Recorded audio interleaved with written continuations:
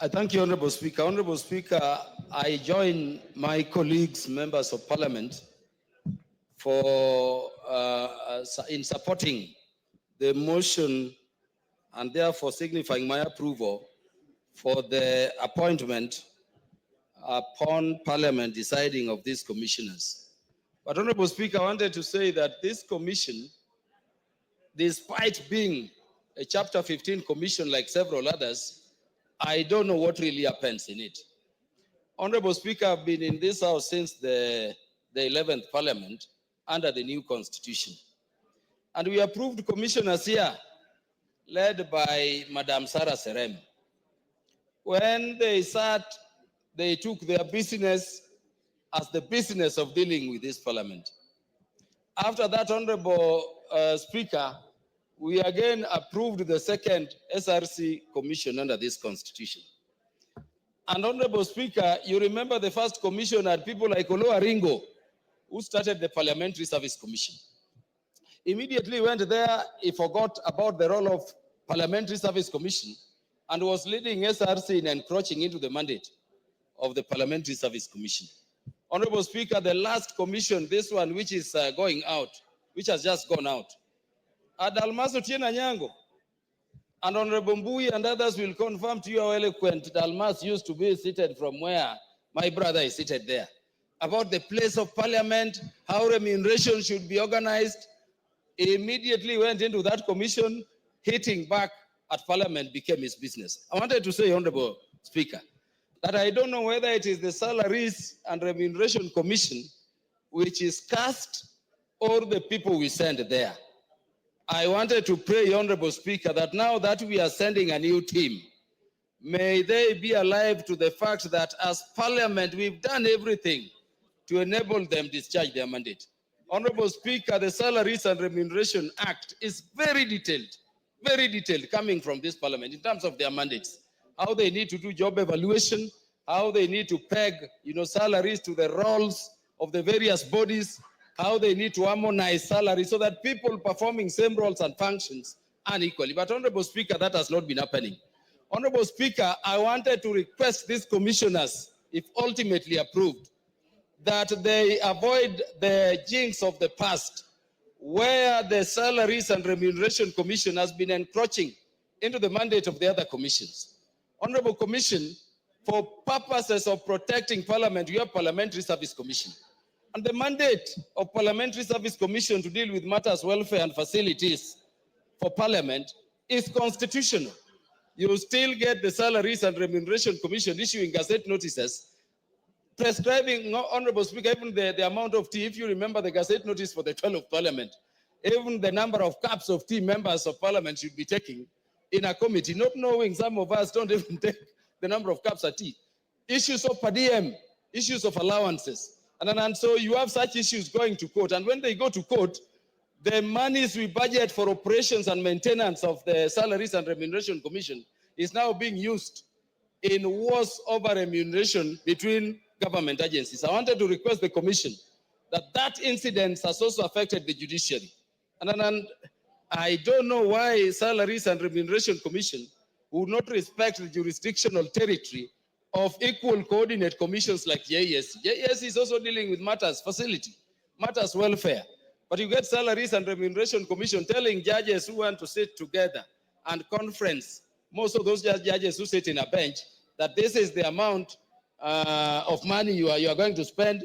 You cannot have per diem if you go conferencing, and that is delaying bench determination. The determination of those cases in which more than one judge have to sit somewhere, together and deal with them. You need a judge. You have a judge from Malindi, a judge from Busia. They are convening in Nairobi. A judge cannot travel because Salaries and Remuneration Commission, not knowing how the judiciary operates, is encroaching the mandate of JESC. I wanted to say, Honorable Speaker, that beyond the law, we have really facilitated this commission. This is a commission, Honorable Speaker, which people thought should be part-time. Because how long should it take a commission to determine and harmonize the pay for various state bodies? In spite of that thinking, as members of Parliament, we said, Honorable Speaker, that this commission shall never be part-time, because the remuneration levels of various, cadres of government and public servants need to be reviewed constantly. I wanted to say, Honorable Speaker, that we are supporting this commission. They'll continue to operate full-time. They will be restricted to their mandate, and we will support them with a budget as required by Article 249 of the Constitution so that they perform their role. But we need to urge the commission, unlike the other members before, to avoid this situation where there is to be litigation, there is to be hitting at Parliament. Honorable Speaker, let me just ask the members, why, for instance, should the salary of a cabinet secretary be beyond the salary of a member of Parliament? It is because when you look at the Constitution, Honorable Speaker, for the judiciary, there is a statement saying that the remuneration of a judge shall not be changed to their detriment. The remuneration of commissioners, Chapter 15 commissioners, cannot be changed to their detriment. We don't have similar provision for Parliament. That should not allow SRC to make the remuneration of members of Parliament or state officers serving in Parliament something as a ping pong. Honorable Speaker, we are being embarrassed. Each time we have election, you return, there is a new remuneration. You sat in the 10th Parliament, Honorable Speaker, and you remember the pay for a member of Parliament was over 1 million, so about 1.2. And Honorable Speaker, it was not subject to any taxation. We come to the 11th Parliament, it is 630. We come, Honorable Speaker, to the 12th Parliament, it was moved, you remember, Honorable Speaker, to 510. And we had to go to court.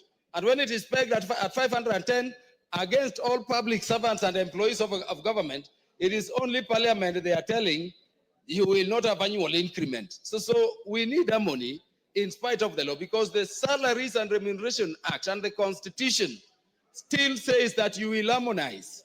I mean, Honorable Speaker, as the head of this institution, you are the third in command of the state. You are a member of Parliament. If you are there, why do we have an evaluation in terms of job evaluation by SRC, putting members of Parliament at cadre 43, so that we are earning even less than PSS? We are earning less than CSS. How then do you oversight them? We sit, we approve them, but they sit there. We want to tell these incoming members that on my part, I will signify my approval and I'm going to vote for approval. But really, let us go back to work. Let them not just sit there. But remember, we put them as full-time so that these things can be harmonized, and we need a peaceful relationship. If there are cases, like the president said, where you have a commission suing the other, they are unnecessary. Let them be withdrawn so that, Honorable Speaker, we can be in the same light and we can be safeguarding the constitutional mandates of the various bodies. I thank you, Honorable Speaker. Karemba.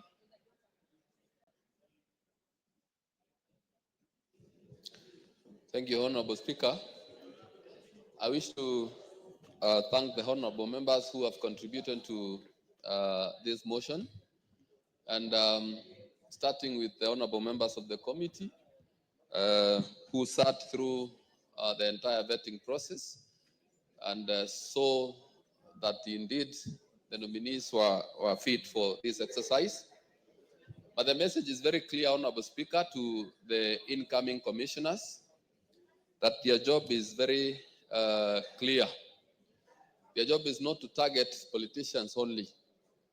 There is an enormous responsibility ahead of them, that of checking the wage bill and focusing on the productivity in the entire public service, so that also we can have a country where even those who do not earn as much feel that indeed they are considered.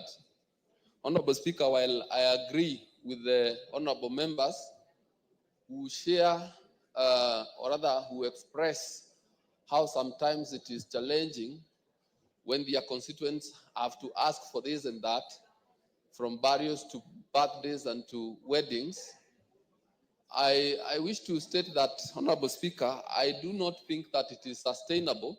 Maybe this is a culture that we need to change in this country, because how much money is enough to give out to our constituents?